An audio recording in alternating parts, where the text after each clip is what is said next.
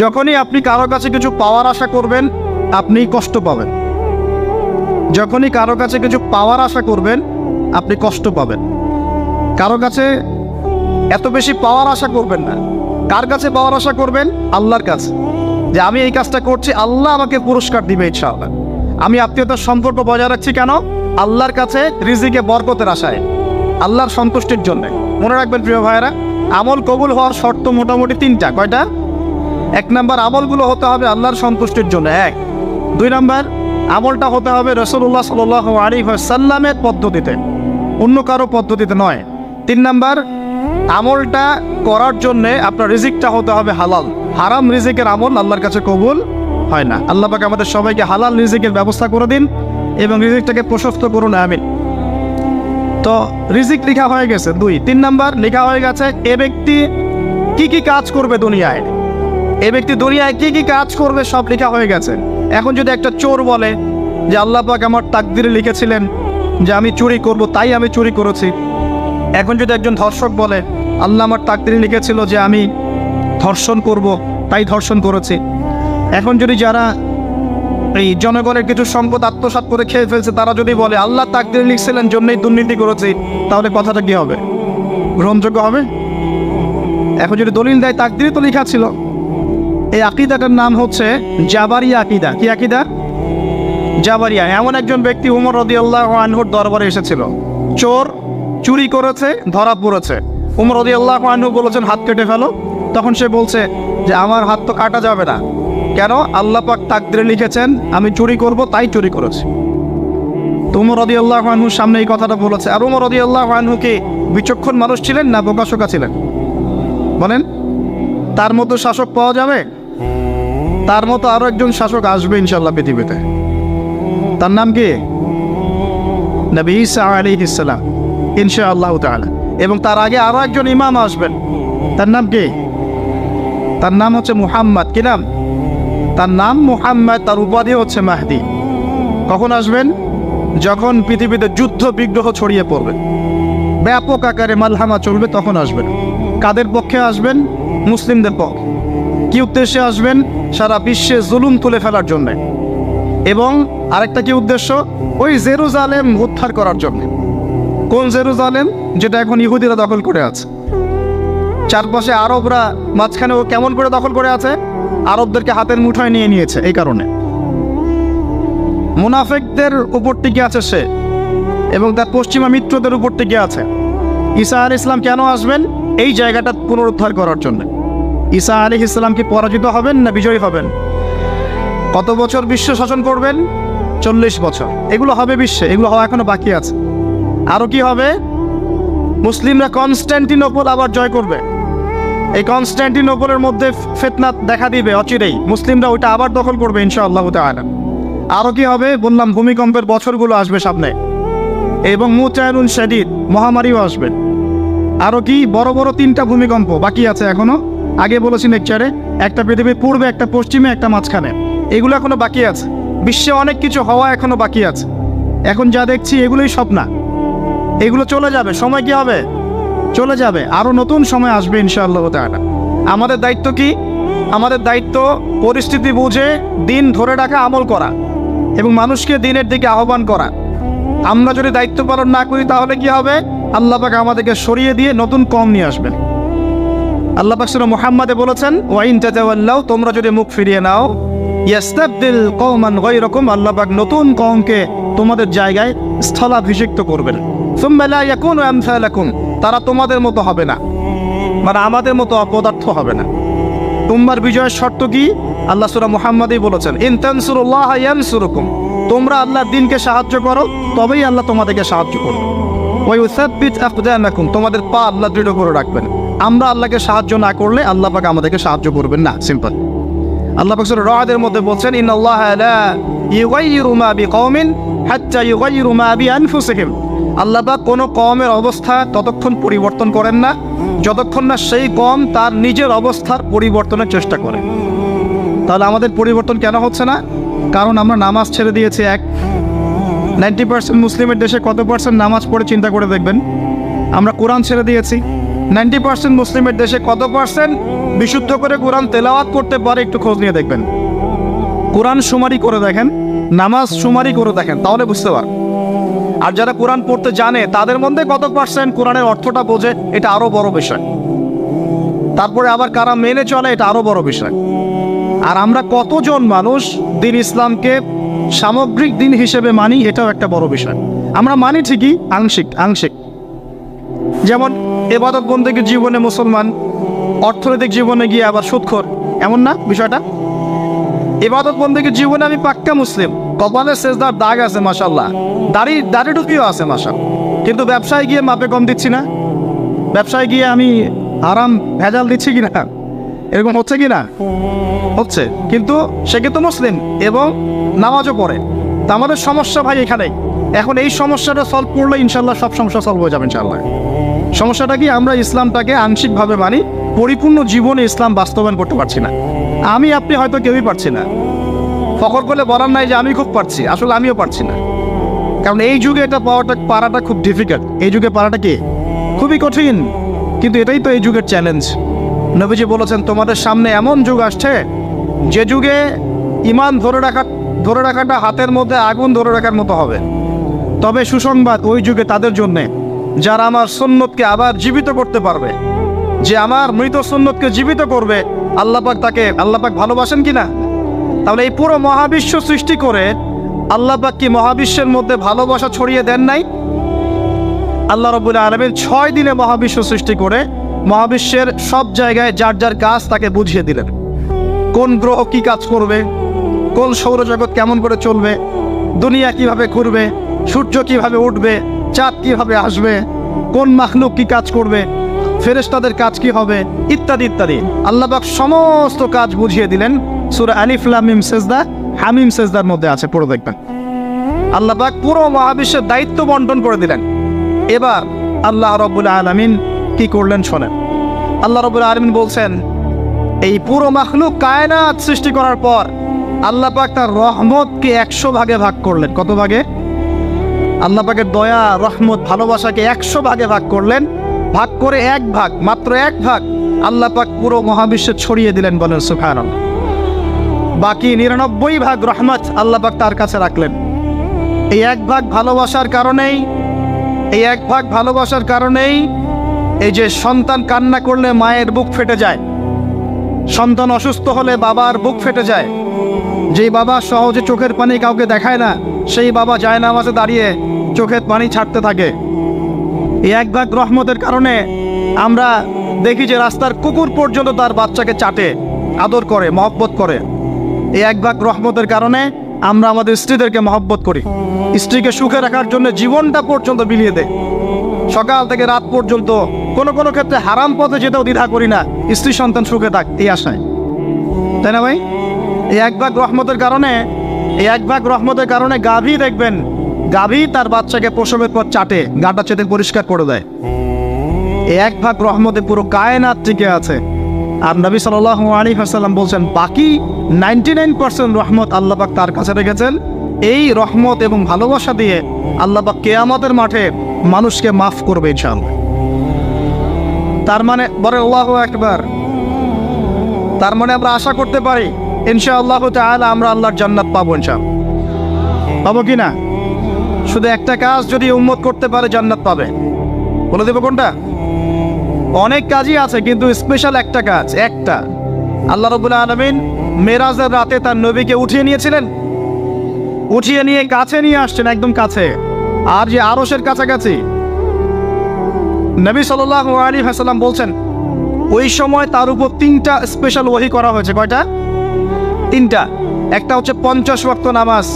কত ওয়াক্ত? এটা কমতে কত ওয়াক্ত হয়েছে? 5। 5কেও কমানোর জন্য কোন নবী বলছিলেন?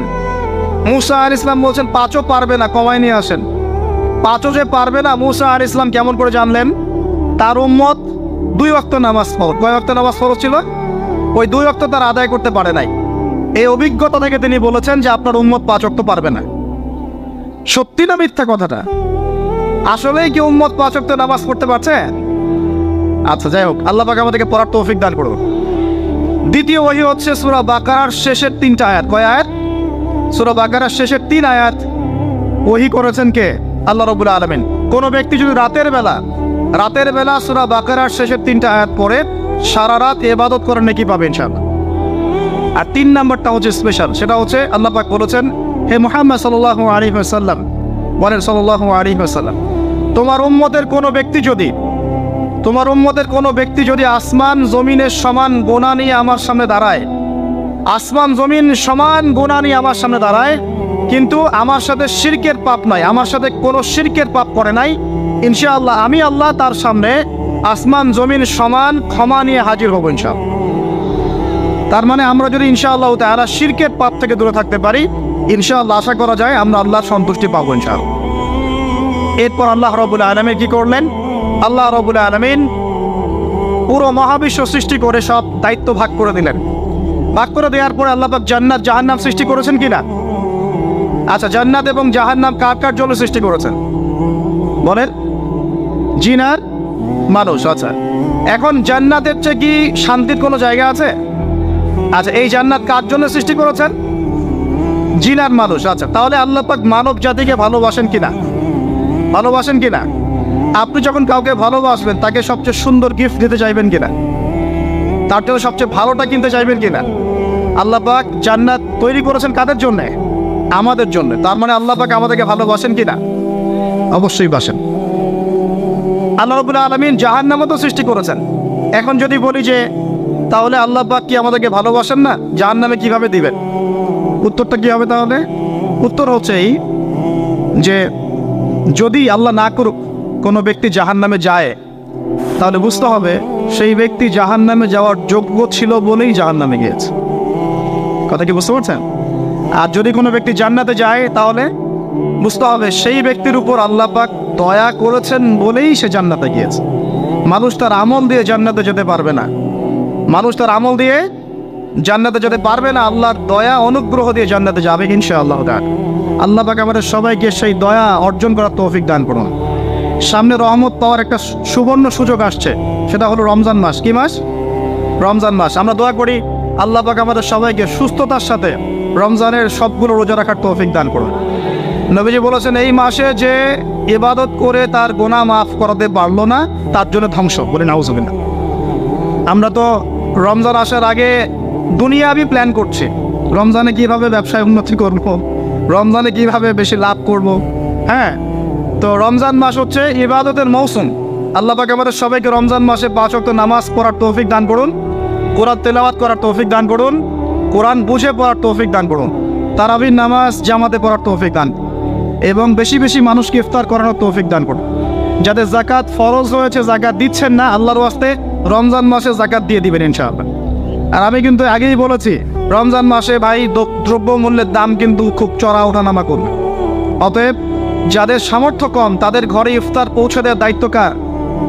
যা আমাদের। যাদের সামর্থ্য আছে তারা, যারা সামর্থ্যবান নয় তাদের ঘরে ঘরে মাসের বাজার পৌঁছে দেবেন ইনশাআল্লাহ তাআলা।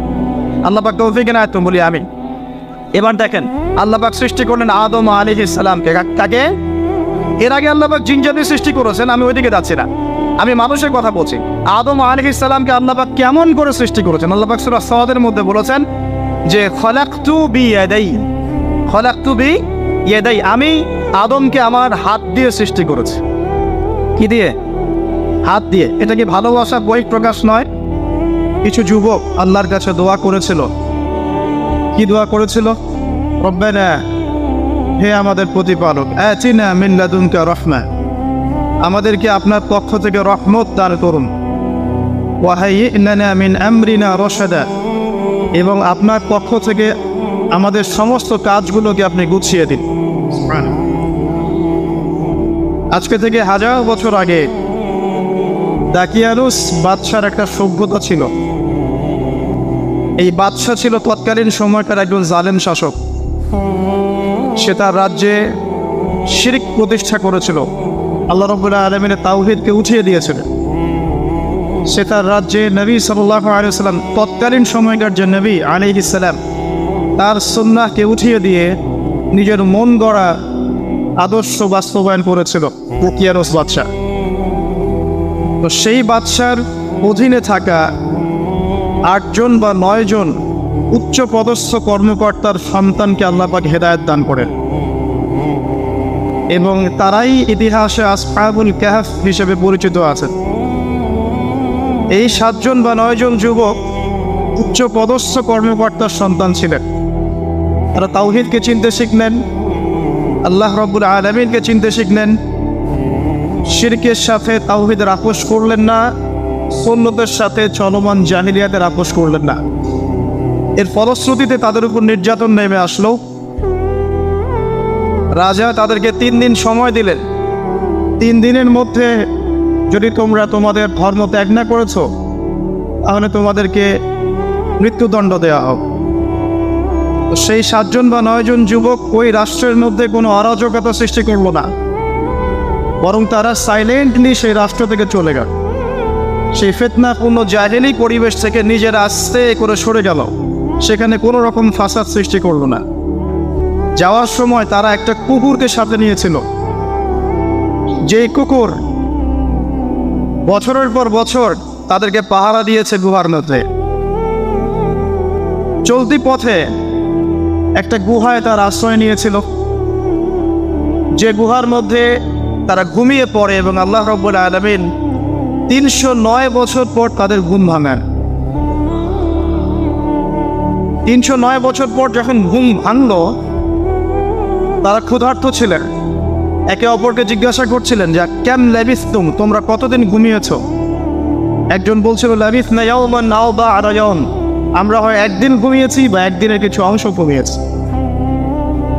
যাই হোক, তারা ক্ষুধার্ত ছিলেন, তাদের পকেটের মধ্যে কিছু মুদ্রা ছিল, আর সেই মুদ্রা বর্তমান সময় চলমান মুদ্রার মতো ছিল না। বর্তমান সময়ে যে চলমান যে মুদ্রাগুলো আছে, যেখানে গোল্ড এবং সিলভারের কোনো অনুপ্রবেশ নাই, যদিও বা কোরআন এবং সুন্নায় গোল্ড এবং সিলভারের কয়েনের কথা আছে, তবে পশ্চিমা সভ্যতা এটাকে হারাম করে দিয়েছে। আর পশ্চিমা সভ্যতা কোনো কিছুকে হারাম করে দিলে সেটা সারা বিশ্বেই হারাম হয়ে যায়, আর পশ্চিমা সভ্যতা কোনো কিছুকে হালাল করে দিলে সারা বিশ্বেই সেটা হালাল হয়ে যায়। পশ্চিমারা যদি বলে পর্দা হারাম, বিশ্ববাসী বলবে হারাম হারাম। তারা যদি বলে পর্নোগ্রাফি জেনা হালাল, সবাই বলবে হালাল হালাল। এখন মানুষ আল্লাহর ইবাদতের চেয়ে পশ্চিমাদের ইবাদত বেশি করে। আর এটা বলে রাখি, সূরা তাওবার 31 নম্বর আয়াতে আল্লাহ পাক বলেছেন, কেউ যদি আল্লাহ পাকের হালালকে হারাম করে নেয় আর আল্লাহ পাকের হারামকে হালাল করে নেয়, এটাকে আল্লাহ পাক কুফরি এবং শিরক বলেছেন। তো দাকিয়ানুস বাদশার যুগটাও ঠিক এমনই ছিল। তো তারা যখন সেই মুদ্রাগুলো নিয়ে বাজারে গেল খাবার কেনার জন্যে, তখন তাদেরকে অ্যারেস্ট করা হলো। কি অভিযোগে? অভিযোগটা হচ্ছে যে তারা গুপ্তধন পেয়েছে, এই অভিযোগে। কিন্তু বাস্তবিক অর্থে তারা কোনো গুপ্তধন পায় নাই। তারা বলছিল আমরা গতকাল মাত্র এখান থেকে বের হয়েছি, আজকে রাত্রে এই গুহায় আশ্রয় নিয়েছিলাম, এতটুকু তারা বলছে। যাই হোক, তথ্য প্রমাণ যাচাই করে দেখা গেল যে তারা যে ঘুমিয়েছিল এতে প্রায় 309 বছর অতিবাহিত হয়ে গেছে। এবং এখন যে বাদশা ক্ষমতায় আছে, সে আলহামদুলিল্লাহ একজন তাওহীদপন্থী মানুষ। সে আল্লাহকে বিশ্বাস করে, নবী রাসূলকে বিশ্বাস করে, আল্লাহ পাকের ঐশী গ্রন্থকেও বিশ্বাস করে। তবে ওই সমাজের মানুষ একটা বিষয়কে বিশ্বাস করে না, সেটা হলো মৃত্যুর পর পুনরুত্থান, রিজারেকশন যেটা আমরা বলি, মৃত্যুর পর পুনরুত্থান, এই বিষয়টাকে তারা স্বীকার করে। আল্লাহ রাব্বুল আলামিন মাত্র 9 জন যুবকের মধ্য দিয়ে পুরো একটা নেশনকে শিক্ষা দিলেন যে মৃত্যুর পর পুনরুত্থান সত্য। যে আল্লাহ রাব্বুল আলামিন 309 বছর ঘুম পাড়িয়ে রেখে জীবিত করতে পারেন, নিঃসন্দেহে সে আল্লাহ রাব্বুল আলামিন লক্ষ কোটি মানুষকে 1000 বছর পরেও জীবিত করতে পারবেন ইনশাআল্লাহ। এতে করে ওই পুরো সমাজটাই তাওহীদপন্থী হয়ে গেল আলহামদুলিল্লাহ। এই হলো আসহাবুল কাহফের ঘটনা, খুব সংক্ষিপ্ত করে বললাম। এই আসহাবুল কাহফ তারা কিন্তু উচ্চ পদস্থ কর্মকর্তার সন্তান ছিলেন এবং তারা ছিলেন যুবক। তারা কেউ কাউকে চিনতেন না, কিন্তু আল্লাহ পাক তাদের মধ্যে একটা হৃদয়ের বন্ধন দিয়ে দিয়েছিলেন। এবং তারা ওই রাষ্ট্রে কোনো ফাসাদ সৃষ্টি করেন নাই, কোনো অরাজকতা সৃষ্টি করে নাই, তারা ভাঙচুর করে নাই, তারা হরতাল করে নাই, অবরোধ করে নাই, কিচ্ছু করে নাই। তারা তাওহীদের দাওয়াত দিয়েছে, মানুষ কবুল করে নাই। তাদেরকে আলটিমেটাম দেওয়া হয়েছে, দিন পরিবর্তন করো, না হলে তোমাদেরকে মৃত্যুদণ্ড দেওয়া হবে। তারা আসছে করে সেখান থেকে চলে গিয়েছে। জাহেলিয়াত থেকে টোটালি ডিসকানেক্ট হয়ে গেছে। এরপর আল্লাহ পাক তাদেরকে এমন একটা ঘটনা ঘটালেন যাতে করে পুরো একটা সভ্যতা হেদায়েত পেয়ে গেল, আলহামদুলিল্লাহ। শুধু তাই নয়, এই ঘটনা কোরআনে থাকবে, আর কোরআন কিয়ামত পর্যন্ত থাকবে ইনশাআল্লাহ। যত মানুষ কোরআন তেলাওয়াত করবে ইনশাআল্লাহ সবাই এই ঘটনার আলোকে হেদায়েত পাবে ইনশাআল্লাহ। তো দেখুন, অল্প কিছু মানুষকে দিয়ে আল্লাহ পাক বড় কমিউনিটিকে হেদায়েত দিতে পারে। তাদের দোয়াটা আমরা সবাই করি আজকে। তারা দোয়া করেছিল, রব্বানা আতিনা মিন লাদুনকা রাহমা ওয়া হাইয়্ লানা মিন আমরিনা রাশাদা। ঠিক একই যুগ আবারও এসেছে ঘুরে ফিরে, সময় পরিবর্তন হতে থাকে। আমরা একটা কথা বলি, ইতিহাস পড়তে গিয়ে পড়াতে গিয়ে, যে হিস্ট্রি রিপিটস ইটসেলফ। আমরা বলি যে ইতিহাস নিজেই নিজের পুনরাবৃত্তি ঘটায়। ঠিক ওর অনেক ঘটনা ঘটেছিল নমরুদের সময়ও। নবী ইব্রাহিম আলাইহিস সালাম তাওহীদপন্থী, নমরুদ তাওহীদপন্থী নয়। সে মনে করে যে সেই হচ্ছে এই পুরো মহাবিশ্বের রব। আল্লাহ রাব্বুল আলামিন ইব্রাহিম আলাইহিস সালামের মাধ্যমে তাকে তাওহীদের দাওয়াত পৌঁছালেন, সে কবুল করল না। আল্লাহ রাব্বুল আলামিন সামান্য যে বলে মশা, ক্ষুদ্র একটা মশা দিয়ে নমরুদকে শেষ করে দিলেন। আল্লাহ পাক সব করতে পারেন। ইতিহাস এভাবেই পুনরাবৃত্তি ঘটিয়েছে আদ এবং সামুদ জাতির ক্ষেত্রেও। আদ জাতির লোকের অনেক লম্বা লম্বা ছিল, ফিজিক্যালি অনেক স্ট্রংলি বিল্ট। তারা পাহাড় কেটে বাড়িঘর নির্মাণ করত। সামুদ জাতীয় ঠিক এরকমই ছিল, তারা পাহাড় পর্বত কেটে বাড়ি নির্মাণ করত।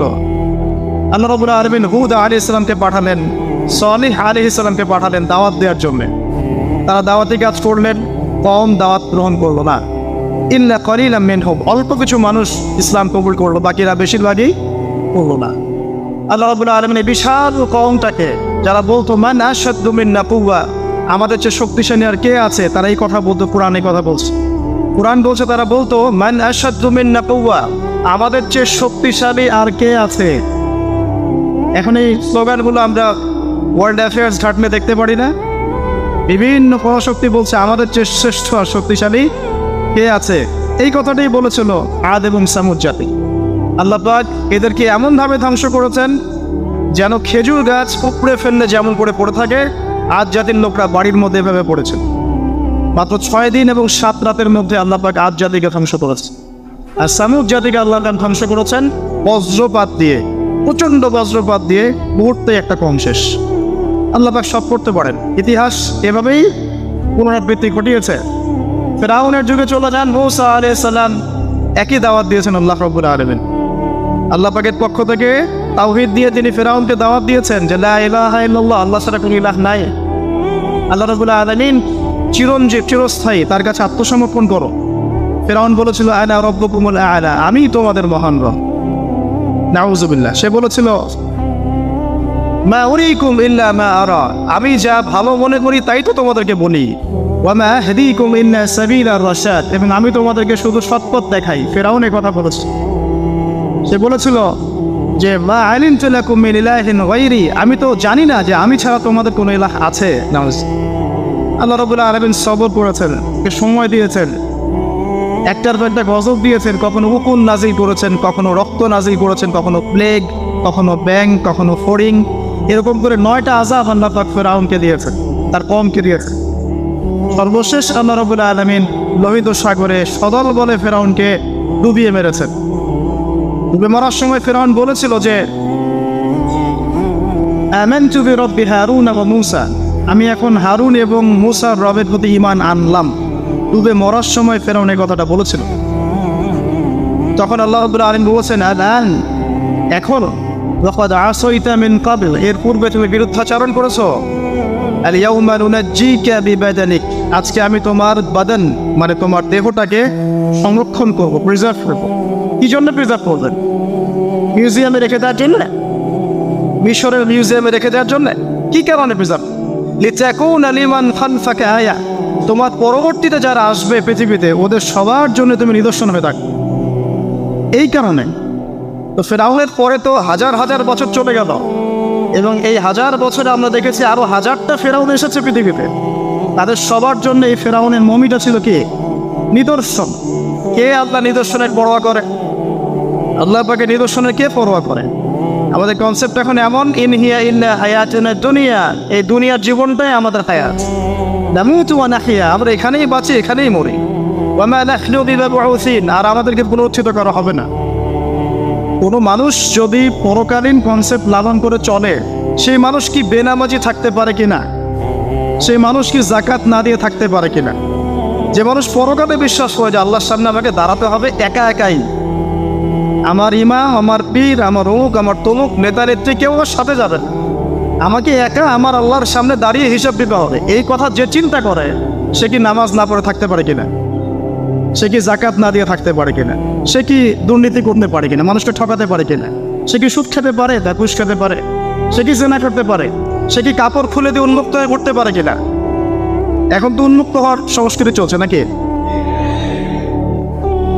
ইবলিস যখন আদম আলাইহিস সালাম এবং হাওয়া আলাইহিস সালাম তাদেরকে যখন জান্নাত থেকে বের করিয়ে দেয়, প্রলোভন দিয়েছিল, মিথ্যা প্রলোভন, যে হাল আদুল্লুকুম, হে আদম এবং হাওয়া, আমি কি তোমাদেরকে জানিয়ে দিব, আলা শাজারাতিল খুলদি ওয়া মুলকিন লা ইয়াবলা, হে আদম এবং হাওয়া, আমি কি তোমাদেরকে জানিয়ে দিব এমন একটা গাছের ব্যাপারে, যেই গাছের ফল খেলে পরে তোমরা চিরস্থায়ী হয়ে যাবে এবং কোনোদিন মরবে না।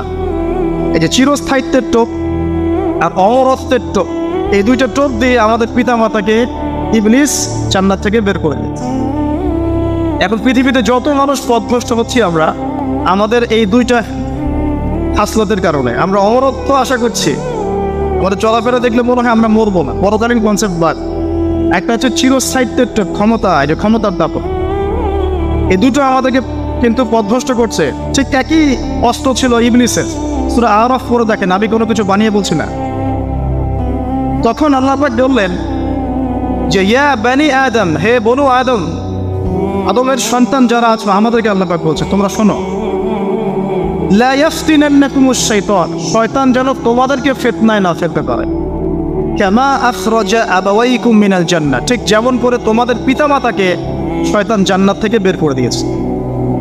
যেহেতু আমাদের পিতা আর মাতাকে শয়তান জান্নাত থেকে বের করে দিয়েছে, আল্লাহ পাক এই আদমের সন্তানদেরকে বলছেন তোমরা সতর্ক থেকে, তোমাদেরকে যেন শয়তান জান্নাত থেকে যেভাবে বের করেছিল তোমার পিতা মাতাকে, এমন করতে না পারে। আর কি করতে না পারে? ইয়ানজিউ আনহুমা লিবাসাহুমা লিউরিয়াহুমা মিন সাওয়াতিহিমা, পড়ে দেখেন সূরা আরাফ।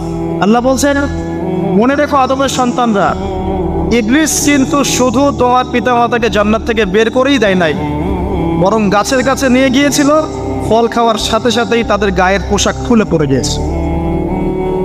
তাহলে আমাদের পিতা মাতাকে জান্নাতে নগ্ন করে দিয়েছিল কে? সেই কথা আল্লাহ পাক বলছেন আদম সন্তানদেরকে তোমরা সতর্ক থেকো, তোমাদেরকে যেন ইবলিস নগ্ন করতে না পারে, ঠিক যেমন করে তোমাদের পিতা মাতাকে করেছে। তাহলে এখন যে পুরো বিশ্ব জুড়ে নগ্নতার যে সংস্কৃতি চলছে এরা কার এজেন্ডা বাস্তবায়ন করছে বুঝতে পারছেন? কোরআন পড়ে পৃথিবীতে যত সভ্যতা চলে গেছে, ব্যাবিলনের সভ্যতা, চাইনিজদের সভ্যতা, তারপরে যে আমাদের মাও সেতুং, ইতালির মুসোলিনি, এদিকে জ্যাপল সার্তে, এদিকে আপনার ফিডেল ক্যাস্ট্রোর কথা বলেন, ওই পশ্চিমা সভ্যতা বাদ দিয়ে যত বড় বড় সভ্যতা রিনাউন্ড, সবার পোশাক ছিল শালীন। আমি চ্যালেঞ্জ করলাম, বুঝে দেখেন চাইনিজদের পোশাক দেখেন, আগেকার পোশাক, 1000 বছর আগের পোশাক, শালীন পোশাক। তারা কিন্তু মুসলিম ছিলেন না। আপনি এই ব্যাবিলনের সভ্যতা দেখেন, ব্যাবিলনের সভ্যতা অনেক প্রাচীন না? এই সভ্যতার পোশাক দেখবেন এটা অশালীন পোশাক ছিল না। এমনকি আইয়ামে জাহিলিয়াত যেটা আমরা বলি, নবী সাল্লাল্লাহু আলাইহি ওয়াসাল্লাম যখন জন্ম নেন তার আগের সময়টা, ওই সময়ে যে মানুষ জেনা করতো, মেয়েকে যে কন্যা সন্তানকে জীবিত দাফন করতো, তারপরেও ওদের পোশাক শালীন ছিল। হঠাৎ করে বিশ্বে একটা সভ্যতা আসলো পশ্চিম থেকে, তারা বলতো যে পোশাক শর্ট হতে হতে হতে হতে এক পর্যায়ে বিকিনি পরে করা শুরু, এবং এখন ওরা সারা বিশ্বে ওটা ছড়িয়ে দিচ্ছে, আমরা সবাই ওটাকে গ্রহণ করছে। আবার বলছি 1000 বছরের সাথে। এখন দেখেন আল্লাহ পাক কি বলছেন, ওয়াইদা ফাআলু ফাহিশাতান, ওই সূরার মধ্যে আছে, যখন তারা কোনো ফাহেসা কাজ করে তারা বলে, তারা বলে ওয়াজাদনা আলাইহা আবানা, আমরা এগুলো আমাদের বাপ দাদাদেরকে দেখেছি করতে। যখন তারা কোনো ফাহেসা কাজ করে তারা বলে, অশ্লীল কাজ করলে বলে আমরা এগুলো দেখেছি বাপ দাদা পিতৃপুরুষ থেকে করে আসছি। আল্লাহু আমারানা বিহা, আল্লাহ আমাদেরকে আদেশ করেছেন। আল্লাহ বলেছেন কুল ইন্নাল্লাহা লা ইয়া'মুরু বিল ফাহশা, আল্লাহ পাক কখনো অশ্লীল কাজের আদেশ করতে পারেন না। আতাকুলুনা আলাল্লাহি মা লা তা'লামুন, তোমরা কি আল্লাহ সম্পর্কে এমন কথা বলছো যে কথা তোমরা জানো না? আল্লাহ কিসের আদেশ করেন? আল্লাহ বলছেন কুল আমারা রাব্বি বিল কিসত, এর আমি বলে দিন আল্লাহ পাক আদেশ করেন ন্যায়ের, ন্যায় বিচারের আদেশ করেন। ওয়া আকিমু ওয়ুজুহাকুম ইনদা কুল্লি মসজিদ, এবং প্রত্যেক নামাজের ওয়াক্তে নিজের চেহারাটাকে একনিষ্ঠভাবে আল্লাহর দিকে ফেরাবে, এই আদেশ আল্লাহ পাক করেন। ওয়া আকিমু ওয়ুজুহাকুম ইনদা কুল্লি মসজিদ ওয়াদউহু মুখলিসিনা লাহুদ্দিন, এবং একনিষ্ঠভাবে তোমরা আল্লাহকে ডাকবে, দোয়া করবে, এই আদেশ আল্লাহ। আল্লাহ পাক কি অশ্লীল কাজের আদেশ করতে পারেন? ইতিহাস পড়ে দেখেন, আমি নিজে হিস্ট্রির ছাত্র, আপনি পড়ে দেখবেন, পুরো ঐতিহাসিক পটভূমি পড়ে দেখবেন, মানুষ এই ঊনবিংশ শতাব্দী আসার আগে এত অশ্লীল ছিল না। এখনকার বিশ্বে যত সমস্যা চলছে, কয়েকটা বলি, রিবা বা সুদ, জেনা বা উন্মুক্ত যৌনাচার, তারপরে বেপরদামি অশ্লীলতা, 4 নাম্বার আপনার মাদক, ঠিক আছে, 5 যে বড় মহামারী পর্নোগ্রাফি, যত বড় বড় মেজর সমস্যাগুলো চলছে যেগুলো ইয়াং জেনারেশনকে ধ্বংস করে দিচ্ছে, এগুলোর ম্যাক্সিমাম এসেছে কিন্তু পশ্চিম থেকে। খেয়াল করে দেখবেন, এগুলো কিন্তু বাংলাদেশ থেকে আসে নাই, আসছে ভারত থেকে আসছে, পাকিস্তান থেকে আসছে, সাবকন্টিনেন্ট থেকে আসে নাই, এগুলো দেখবেন একটা নির্দিষ্ট জায়গা থেকে আসছে। তো এই কারণে আমাদের সতর্ক দৃষ্টি রাখতে হবে যে বস্তুবাদী উন্নয়ন সব কিছু নয়। হ্যাঁ, আমরা জিডিপি বাড়ালাম, ইন্ডাস্ট্রিজ গড়লাম, মঙ্গলে চলে গেলাম, চাঁদে গেলাম, ওকে ফাইন, এগুলোর কেউ বিরোধিতা করবে না, এটা ভালো, নেশনকে এগিয়ে নিতে হবে, এটাই এডুকেট তারা এবং এডুকেটেই করতে হবে, কিন্তু নৈতিকতার বিসর্জন দিয়ে নয়। নৈতিকতার বিসর্জন দিয়ে ধর্ম থেকে দূরে চলে এসে নাস্তিকতায় বিশ্বাসী হয়ে আল্লাহকে বাদ দিয়ে, রাসূলকে বাদ দিয়ে এই বস্তুবাদী উন্নয়ন আমাদের পরকালকে বাঁচাতে পারবে না। তো পরকালকে বাঁচিয়ে রেখে আমার দুনিয়াকে উন্নয়ন করতে হবে, এবং দুনিয়ার উন্নয়নটা অবশ্যই জরুরি। সারা বিশ্ব যখন এগিয়ে যাচ্ছে, আমরা কেন পিছিয়ে থাকবো? আমি তো এটাও বলি যে এটা অনেক মাদ্রাসার লাইনে যারা আছেন তারা আমার সাথে একটু বিরোধিতা করেন এই বিষয়ে, কিন্তু আমি নিজেই বলি, বিশাল আগুন, এই আগুনটা মানব জাতিকে হাসরের মাঠের দিকে তাড়িয়ে নিয়ে যাবে। এই 10টা আলামত না আসা পর্যন্ত কিয়ামত হবে না। অতএব আপনি এখন রিল্যাক্সে নাকে তেল দিয়ে ঘুমান নাকি ভাই? এই 10টা আলামত না আসা পর্যন্ত কিয়ামত হচ্ছে না। তবে এই 10টা আলামত আসার পটভূমি কিন্তু তৈরি হয়ে যাচ্ছে, এটা আমাদের খেয়াল করতে হবে। আচ্ছা আসেন, এই যে শুআয়ব আলাইহিস সালামের কওমকে যে ভূমিকম্প দিয়ে ধ্বংস করা হলো, এই ভূমিকম্প কখন আসে? আল্লাহ পাক বলছেন তার রাসূলের মাধ্যমে, যখন সমাজের মধ্যে পাপ বেড়ে যাবে, অশ্লীলতা বেড়ে যাবে, মানুষ মাদককে হালাল মনে করা শুরু করবে, জেনাকে হালাল মনে করা শুরু করবে, এবং এই যে বেপরদামি বেড়ে যাবে, তখন সমাজের মধ্যে ভূমিকম্প দেখা দিবে, ভূমিধস দেখা দিবে। গান বাজনা, বাদ্যযন্ত্রকে মানুষ হালাল মনে করা শুরু করবে, তখন এগুলো আসবে। তো এগুলো কি আসার বাকি আছে? এখন কি মনে হচ্ছে? আল্লাহ পাক আমাদেরকে হেফাজত করুন, আমিন। বাঁচার উপায় কি? ওই যে বললাম, রব্বানা বলেন, আতিনা মিন লাদুনকা রাহমা ওয়া হাইয়্ লানা মিন আমরিনা রাশাদা। এভাবেই ইতিহাস নিজেকে পুনরাবৃত্তি ঘটিয়েছে। কওমে লূত, মনে আছে? লূত আলাইহিস সালামের কওম, ইব্রাহিম আলাইহিস সালামের ভাতিজা ছিলেন লূত আলাইহিস সালাম। তাকে আল্লাহ পাক একটা কওমকে দাওয়াত দেওয়ার জন্য পাঠালেন, যেই কওম এমন পাপ করছে যেই পাপ ইতিহাসে কেউ কখনো করে নাই। ওই কওমের আগ পর্যন্ত পৃথিবীতে কেউই এই পাপটা কখনো করে নাই। কি পাপ? কে বলতে পারবেন? সমকামিতা। কি পাপ? সমকামিতা। এখন তো অ্যাভেলেবল দেখছি আমরা, এখন আমরা অ্যাভেলেবল দেখছি না, ছেলে ছেলে বিয়ে করছে, মেয়ে মেয়ে বিয়ে করছে। এবং বড় বড় কান্ট্রিজ যেগুলো আছে, আমেরিকা, ব্রিটেন, অস্ট্রেলিয়া, কানাডা, সব জায়গায় এগুলো হালাল, এগুলো হালাল। স্বাধীনতা, বাক স্বাধীনতা। আপনি চাইলে একটা মেয়েকেও বিয়ে করতে পারেন, ছেলেকেও করতে পারেন। আবার কোরআনে বলেছে ছেলে ছেলে সমকামের কথা, কিন্তু এই যুগে এসে আমরা দেখছি মেয়ে মেয়েও সমকামে। সুবহানাল্লাহ। এবং এটা আমাদের দেশে ছড়িয়ে পড়ছে, এটা কিন্তু অ্যালার্মিং একটা বিষয়। আমরা সবাই বাইরে ভালো মানুষের মুখোশ ধরে আছে ঠিকই, কিন্তু ভিতরে ভিতরে সমাজ এগুলো চলছে। এগুলোকে যদি এখনই আমরা এটাকে ডিফেন্ড করতে না পারি, তাহলে কিন্তু সমস্যা। আগামীতে দেখা যাবে যে আমাদের পরিবারের মধ্যে এগুলো ঢুকে যাচ্ছে, নাউজুবিল্লাহ। তারপর জরিপ বলছে যে 20 থেকে 30 জন মানুষের মধ্যে একজন মনে করে যে সমকামিতা ভালো জিনিস বা এটা একটা স্বাধীনতা। আপনি কেমব্রিজ অক্সফোর্ডের ডিকশনারি ঘাটলে দেখবেন সেখানে আগে বলা হতো যে এটা একটা মানসিক রোগ। আপনি 10 বছর আগের ডাটা দেখেন আর 10 বছর পরের ডাটা দেখেন, এখন আপনাকে বলা হবে এটা একটা বাক স্বাধীনতা। আগে বলা হতো মানসিক রোগ। তো এই কম ছিল কওমে লূত, আল্লাহ পাক এদেরকে এমনভাবে ধ্বংস করেছেন যেভাবে পৃথিবীতে কোনো কওমকে আল্লাহ পাক ধ্বংস করেন, কাউকে না। কীভাবে? আল্লাহ পাক 2জন ফেরেশতা পাঠিয়েছিলেন, জিবরাইল আলাইহিস সালাম এবং মিকাইল আলাইহিস সালাম। তাদেরকে সুন্দর যুবকের আকৃতিতে পাঠিয়েছেন, সুন্দর সুন্দর যুবক। ধর্ষকের কোনো ধর্ম নাই, সে হিন্দু মুসলিম নাকি বৌদ্ধ খ্রিস্টান না আলেম জালেম, এগুলো ধর্ম দেখার সময় নাই। আল্লাহ পাক বলেছেন তার রাসূলের মাধ্যমে ধর্ষণ হলেই প্রকাশ্যে মৃত্যুদণ্ড দিয়ে দিবে, যেই হোক সে যেই হোক নাকি, ওর কোনো ধর্ম নাই। সে একজন আলেম দাড়িওয়ালা মানুষও যদি হয় তাকেও এই কাজ করতে হবে। তো চোরের কোনো ধর্ম আছে? ডাকাতের কোনো ধর্ম আছে? তো মিডিয়া আবার টেকনিক্যালি দেখবেন ওইটাকে হাইলাইট করবে বেশি, বিকজ এখানে একটা সুযোগ আছে ইসলামকে ডমিনেট করার জন্য। কিন্তু সেম ঘটনা কিন্তু অনেক বড় বড় সেকুলার প্রতিষ্ঠানে ঘটেছে, ওগুলো কিন্তু আমরা হাইলাইট করতে দেখি না। এটা আমরা বুঝি ইন্টেনশনটা কি। তবে এখানে একটা বিষয় ক্লিয়ার করতে হবে যে পাপী যেই করুক তাকেই শাস্তির আওতায় আনতে হবে। আল্লাহ পাক তৌফিক এনায়েত করুন বোঝার। এখন এমন একটা সময় চলছে বাচ্চারাও এগুলো থেকে নিরাপদ না।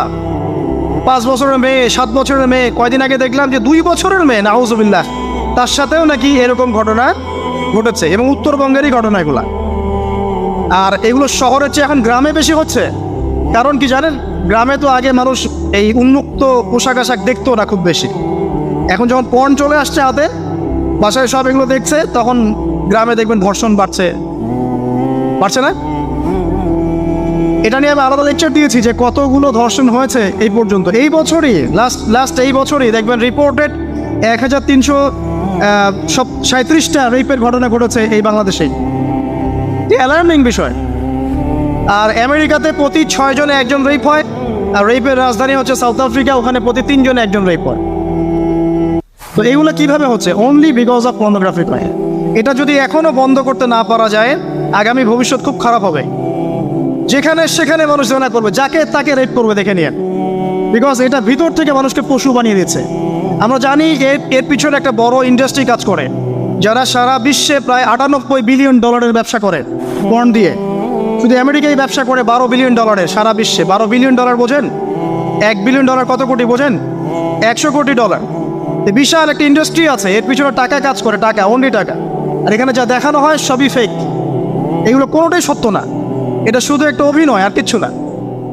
তো এটা দিয়ে পুরো স্পেশালি মুসলিম যুবকদের ভিতরে এমন একটা পশুত্ব ঢুকিয়ে দেওয়া হয়েছে যে জেনা, ধর্ষণ, বেয়াপন এগুলো বাড়তেই আছে দিন দিন। এটা না কমানো গেলে এবং আইনের সুশাসন নিশ্চিত করা না গেলে ধর্ষণ কমবে না, জেনা কমবে না, ইফটিজিংও কমবে না, মেয়েদের অধিকার হওয়ার আদায় করা সম্ভব হবে না। এটা আমার মত। বাকিটা আপনারা ভেবে দেখেন, আপনারা অনেক বিজ্ঞ মানুষ আছেন, ভেবে দেখেন কি করলে এগুলো কমবে। যদি না ভাবি, আল্লাহ পাক কি করবেন জানেন? একটা হাদিস বলি খালি। যায়নাব বিনতে জাহাশ রাদিয়াল্লাহু আনহা তিনি বলছেন, ইয়া রাসূলুল্লাহ সাল্লাল্লাহু আলাইহি ওয়াসাল্লাম, আনুহলিকু ওয়া ফিনা সালিহুন, আমাদের মধ্যে সৎ লোক থাকা অবস্থাতেও কি আমরা ধ্বংস হয়ে যাব? আমাদের মধ্যে সৎ যে অনেক ব্যক্তি আছে তারা থাকলেও কি আমরা ধ্বংস হয়ে যাব? নবীজি বলছেন, নাম, হ্যাঁ তোমরা ধ্বংস হবে। ইযা কাসরাতিল খাবাস, যখন নোংরামি, অশ্লীলতা, বেহায়াপনা বাড়তে থাকবে, আলেম জালেম সব ধ্বংস হবে। তা আমরা আমাদের স্বার্থেই কথাগুলো বলবো, কারণ আমরা যদি এগুলোকে প্রতিহত করতে না পারি তাহলে আমাদের বাড়িতেও এই ফিতনা ঢুকে আসবে না? আসবে। দেখে নিয়েন, আল্লাহ পাক বোঝার তৌফিক এনায়েত করুন, আমিন। কওমে লূতকে আল্লাহ পাক কি করেছেন? সুন্দর বালকের রূপে এই জিবরাইল আর মিকাইল আলাইহিস সালামকে পাঠিয়েছেন। এখন লূতের লোকরা বলছে যে তোমার ঘরে যে মেহমান 2জন এসেছে ওদেরকে আমাদেরকে দাও। নাউজুবিল্লাহ, বুঝতে পারেন নাই? তোমার ঘরে যে 2জন মেহমান এসেছে, ওই 2জন মেহমানকে নিতে এসেছে। লূত আলাইহিস সালাম বলছেন যে আমার হাউলাই বানাতিন কুনতুম ফাইলিন, তোমাদের যদি বিয়ে করার ইচ্ছা থাকে, আমার মেয়েরা আছে, তাদেরকে বিয়ে করার প্রয়োজনে। একজন নবী তার মেয়েকে বিয়ে দিতে যাচ্ছেন, তাও তোমরা এই পথে যেও না। তখন এই কওমে লূতের লোকরা বলছে, তুমি খুব ভালো করেই জানো হে লূত আমরা কি জন্য এসেছি। তখন তিনি বলছেন, আলাইসা মিনকুম রাজুলুন রাশীদ, তোমাদের মধ্যে কি একজনও ভালো মানুষ নাই? এরপরে আল্লাহর আযাব আসে। লূত আলাইহিস সালাম এবং তার স্ত্রী চলে যাচ্ছেন, তার স্ত্রী কিন্তু আবার ইমানদার ছিলেন না, সে পিছনে ফিরে বারবার দেখছে। নূহ আলাইহিস সালামের স্ত্রী যেমন ইমানদার ছিলেন না, লূত আলাইহিস সালামের স্ত্রীও তেমনি ইমানদার ছিলেন না। নবীর স্ত্রী হওয়া সত্ত্বেও তারা কিন্তু জাহান্নামে যাবে, নাউযুবিল্লাহ। তো এই লূতকে ধ্বংস করলেন আল্লাহ পাক, কওমে লূতকে এভাবে ফেরেশতার পাখা দিয়ে ওই পুরো জায়গাটাকে উঠিয়ে নিয়ে মাটিতে আবার খসিয়ে দেওয়া হচ্ছে। এই জায়গাটা এখন নিদর্শন হয়ে আছে। জর্ডানের পাশে দেখবেন ওই যে ডেড সি, একটা মৃত সাগর আছে না, ওইটা ছিল সেই জায়গা। এখানে সাদুম গোত্র থাকতো, সাদুম, এই কওমের নাম ছিল সাদুম। এরা সমকামী ছিল। এখন আপনার জন্য আমার নসিহত হচ্ছে, নবী সাল্লাল্লাহু আলাইহি ওয়াসাল্লাম বলেছেন, আমি শেষ জামানায় আমার উম্মতের উপর কিছু বিষয় ভয় করি যে এগুলো আমার উম্মতের মধ্যে ঢুকে যাবে, আমি আশঙ্কা করে ঢুকে যাবে। কী কী বিষয়? এক নাম্বার, যে আমি আশঙ্কা করি যে আমার উম্মতের মধ্যে মূর্তি পূজা ঢুকে যাবে, মুসলিম কিন্তু স্ট্যাচু ওয়ার্শিপ করবে। দুই, আমি আশঙ্কা করি আমার উম্মতের মধ্যে রিয়া ঢুকে যাবে। রিয়াটা কি? লোক দেখানো আমল। রিয়া কি? লোক দেখানো আমল। আমি আশঙ্কা করি যে আমার উম্মতের মধ্যে সমকামিতা ছড়িয়ে পড়ে নাই। এগুলো নবী সাল্লাল্লাহু আলাইহি ওয়াসাল্লাম আশঙ্কা ছিল। দেখেন সবগুলো এখন বাস্তব হয়ে গেছে।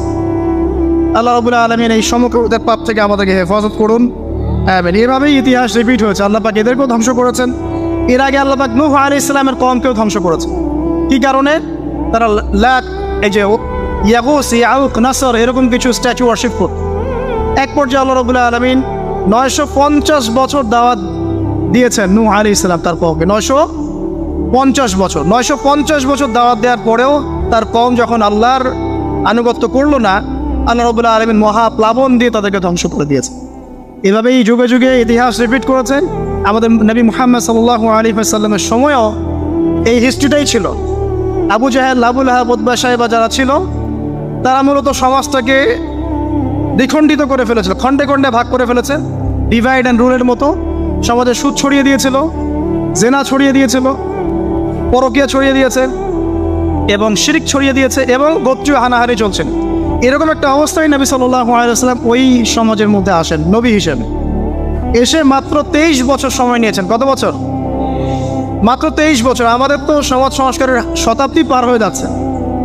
একটা রেভলিউশন দেখবেন শতাব্দী পার হয়ে যাচ্ছে, কিন্তু কোনো আলটিমেট রেজাল্ট নাই। নবী সাল্লাল্লাহু আলাইহি ওয়াসাল্লাম 23 বছর সময় নিয়েছেন, মাত্র 23 বছর। এই 23 বছরে কোরআন এবং হাদিস এই দুটোকে হাতে নিয়ে নবী সাল্লাল্লাহু আলাইহি ওয়াসাল্লাম সমাজের প্রত্যেকটা জাহিলিয়াত উপর থেকে সরিয়ে দেন নাই, শেকড় থেকে উপড়ে ফেলেছেন। তবে তিনি যখন ইসলাম প্রতিষ্ঠা করে দিয়ে চলে গেছেন, খোলাফায়ে রাশেদার যুগ চলে গেছে, তারপর উমাইয়া খেলাফত এসেছে প্রায় 100 বছরের মতো, পরে আব্বাসীয়রা এসেছে প্রায় 550 বছরের মতো, আস্তে আস্তে ফাতেমিরা এসেছে, এদিকে কর্ডোবার, স্পেনে আন্দালুসি উমাইয়া শাসন ছিল, ওসমানীয়রা এসেছে। এভাবে ইতিহাস চলেছে দীর্ঘদিন, প্রায় 1400 বছর। শেষ পর্যায়ে গিয়ে নবী সাল্লাল্লাহু আলাইহি ওয়াসাল্লাম কিছু ভবিষ্যৎবাণী করে গেছে। যখন শেষ জামানাগুলো আসবে তখন দেখবে তোমরা সমাজে সুদটা ছড়িয়ে পড়বে বেশি, জেনা ছড়িয়ে পড়বে, পর্ন ছড়িয়ে পড়বে।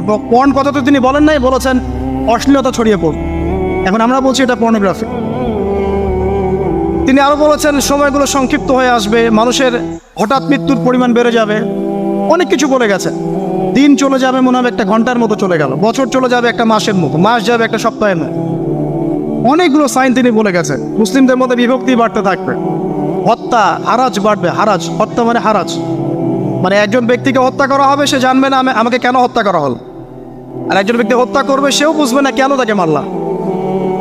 ফাসাদ বাড়তে থাকবে, উঁচু উঁচু অট্টালিকা নির্মাণের প্রতিযোগিতা বাড়তে থাকবে। হচ্ছে না এগুলো? সমাজে ভালো মন্দের মানদণ্ড উল্টে যাবে। মানুষ সত্যকে মিথ্যা বলবে, মিথ্যাকে সত্য বলবে, মিথ্যাবাদীকে সত্যবাদী বলবে, সত্যবাদীকে মিথ্যাবাদী বলবে, আমানতদারকে খেয়ানতকারী বলবে, খেয়ানতকারকে আমানতদার বলবে। টোটালি মানদণ্ড উল্টে যাবে। আস্তে আস্তে সিচুয়েশন এমন হতে থাকবে, খারাপ থেকে খারাপ। তবে সোনালি সময় কি আর ফিরবে না? তাহলে সময় কি তাহলে আর ফিরবে না? এভাবেই চলবে সব কিছু? না, এভাবে চলবে না ইনশাআল্লাহ। আল্লাহ রাব্বুল আলামিন তার রাসূলের মাধ্যমে জানিয়েছেন এই সব কিছুই সাময়িক, সব কিছু সাময়িক। ইতিহাস আবার পুনরাবৃত্তি ঘটাবে। ইতিহাস সভ্যতা শুরু হয়েছিল একজন নবী দ্বারা, শেষও হবে আরেকজন নবী দ্বারা ইনশাআল্লাহ। সভ্যতা শুরু হয়েছিল আদম আলাইহিস সালামকে দিয়ে, আর শেষ হবে ঈসা ইবনে মারিয়ামের হাত। শেষ জামানার সবচেয়ে ভাইটাল ক্যারেক্টার হচ্ছেন ঈসা ইবনে মারিয়াম। ইমাম মাহদী নন, ইমাম মাহদী সবচেয়ে ভাইটাল ক্যারেক্টার নন, সবচেয়ে ভাইটাল ক্যারেক্টার হচ্ছে ঈসা ইবনে মারিয়াম। তিনি প্যালেস্টাইন জেরুজালেম থেকে পুরো ওয়ার্ল্ডে ইসলামিক খেলাফা রিস্টোর করবেন ইনশাআল্লাহ তাআলা। এবং তিনি নতুন কোনো শরীয়ত নিয়ে আসবেন না, নতুন কোনো ধর্ম নিয়ে আসবেন না, বরং তিনি এসে বরং ক্রুশ ভেঙে ফেলবেন। শুয়োরের মাংস যেটা, এটাকে একদম টোটালি হারাম করে ফেলবেন। জিজিয়া যে ট্যাক্সটা আছে এটাকে উঠিয়ে দিবেন। এবং তিনি 40 ইয়ার্স, হাদিসে এসেছে 40 বছর তিনি এই পৃথিবীতে থাকবেন। কত বছর? 40 বছর। ওই সময় সম্পর্কে এমন কথা এসেছে যে জাকাত নেয়ার জন্য একটা মানুষ খুঁজে পাওয়া যাবে না। আসতে কতদিন এটা আমরা বলতে পারবো না, এটা আল্লাহ পাক জানেন, আল্লাহ জানেন। এটা কতদিন এটা আমরা বলতে পারবো না, এটা বলার অধিকারও আমাদের নাই, বিকজ এটা গায়েবের বিষয়। আলামতগুলো আস্তে আস্তে আস্তে আস্তে ওইদিকে যাচ্ছে। এখন তিনি আজকেই আসুন আর কালকেই আসুন, ইমাম মাহদী আজই আসুক আর কালই আসুক, আপনার আমার দায়িত্ব চেঞ্জ হবে না। দায়িত্ব কি চেঞ্জ হবে? খুব সংক্ষেপে 2 মিনিট সময় নিচ্ছি যে আমরা যে কোনো সিচুয়েশনেই আমাদের দায়িত্বটা কি আসে। 1 নম্বর কথা হচ্ছে ভাই যে বড় পরিসরে চিন্তা বাদ দিয়ে আগে ছোট পরিসরে আসেন। নিজের ব্যক্তি জীবনে আগে ইসলাম প্রতিষ্ঠা করেন, নিজে আগে পড়াশোনা করি, দিনের জ্ঞান অর্জন করেন, পড়াশোনা করেন, যে লাইনেই পড়াশোনা করছেন করেন, কিন্তু ইসলামটাকে, ইসলামের ফরজ ওয়াজিব সুন্নত মুস্তাহাবগুলো শেখেন। ডাক্তার ইঞ্জিনিয়ার হওয়ার কোনো আপত্তি নাই, বড় পলিটিশিয়ান হন, ইকোনমিস্ট হন, কোনো আপত্তি নাই, বাট ইসলামের বেসিক নলেজটা অর্জন না করে মৃত্যুবরণ করেন না আল্লাহর রাস্তায়। 2 নাম্বার, কোরআনকে সময় দেন, কোরআনটাকে স্টাডি করেন, হাদিসটা স্টাডি করেন, আল্লাহ পাক তৌফিক দান করুন, আমিন। এরপরে আমল বাড়িয়ে দেন, আমলটা বাড়ায় দেন। এখন সময় থাক 100 বছর, 500 বছর বা 2 বছর, আমল বাড়ায় দেন। আপনার আমল আপনার সাথেই, কেউ কারো কবরে যাবেন। অতএব আমল বাড়িয়ে দেওয়ার চেষ্টা করি, আল্লাহ পাক তৌফিক দান করুন। আমল বাড়ানোর সবচেয়ে সেরা পদ্ধতি হচ্ছে রাসূল সাল্লাল্লাহু আলাইহি ওয়াসাল্লামের সুন্নাহ মতো জীবন গড়া, নবীর সুন্নাহ মতো জীবন গড়া। প্রত্যেকটা কাজ রাসূল সাল্লাল্লাহু আলাইহি ওয়াসাল্লামের সুন্নাহ মতো করেন, ইনশাআল্লাহ প্রতিটা কাজই নেকি হবে ইনশাআল্লাহ। আর কি বাড়াবো? আদর্শ পরিবার। এটা বারবার আমি একটা কথা বলি যে আদর্শ পরিবারের কোনো বিকল্প নাই। পারিবারিক আদর্শ, পারিবারিক মূল্যবোধ সবচেয়ে বড় শিক্ষা। এই শিক্ষাটা অন্য জায়গায় আপনি পাবেন না। সো পারিবারিক আদর্শটা ঠিক করার চেষ্টা করি আমরা। আমাদের বাচ্চাদের প্রতি সচেতন হই, কার সাথে মিশছে, কি করছে, ওদেরকে ডিভাইস এডিক্টেড হতে দিয়েন না, এত সহজেই স্মার্টফোন ওদের হাতে তুলে দিয়েন না। বাসায় ছোট ছোট মেয়েদের ব্যাপারেও সচেতন হন, তাদের ব্যাপারেও খেয়াল রাখেন, তাদেরকে নিরাপত্তায় রাখেন। পর্দা, এটা তো বলতেই হবে, এটার কোনো বিকল্প নাই। যে যাই বলুক না কেন, আপনার ইজ্জত সম্মান আপনার কাছেই, এর কোনো বিকল্প নাই। রাসূল সাল্লাল্লাহু আলাইহি ওয়াসাল্লাম এবং আল্লাহর বিরুদ্ধাচারণ করে আপনি প্রগতি অর্জন করতে পারবেন না, আপনি উন্নতি অর্জন করতে পারবেন। পারতে পারেন, সেটা বস্তুবাদী, পরকালে এর কোনো অস্তিত্ব থাকবে না। আর কি করতে পারি আমরা হালাল অর্থনীতি সার্চ করতে পারি। হারামে যারা আছে আজকে তো অবাক করি, আজকের এই লেকচার যাদের কানে যাবে, আমরা দোয়া করি আল্লাহ পাক সবাইকে হারাম রিজিক থেকে ফিরিয়ে নিয়ে আসুন। আমি বারবার একটা কথা বলি ভাই, আপনার আমল নামায় যতটুকু রিজিক আছে এর একটা দানা না খেয়ে আপনি মৃত্যুবরণ করবেন না, আপনার মৌত হবে না। এখন আপনার রিজিকটা আপনি কি অবৈধ পথে চাচ্ছেন না বৈধ পথে চাচ্ছেন, এটা আপনার ডিসিশন। আপনি যদি বৈধ পথে চান, ওই পরিমাণ রিজিক আপনাকে খাওয়াবেন আল্লাহ পাক, তারপর মৃত্যুবরণ করবেন। আর যদি অবৈধ পথে চান, সেটাই খাওয়াবেন, খাওয়ায় মৃত্যুবরণ করবেন। আপনি ডিসিশন নেন কোন দিকে যাবেন। আর রিজিকের মালিক আল্লাহ আমরা খালি মুখে বলি, মনে কিন্তু বিশ্বাস করি না। মনে যদি বিশ্বাস করতাম তাহলে আমরা কিন্তু কখনো সুদের ধার ধারতাম না, আমরা ঘুষ দুর্নীতি করতাম না। কারণ আমরা করছি কেন? মনে করছি যে আমি এটা করলে রিজিক বাড়বে। আর আপনি যাদের জন্য এই কাজগুলো করছেন, আপনার স্ত্রী, আপনার সন্তান, আপনার পরবর্তী প্রজন্ম 40 দিন সময় নেবেন আপনাকে ভুলে যেতে।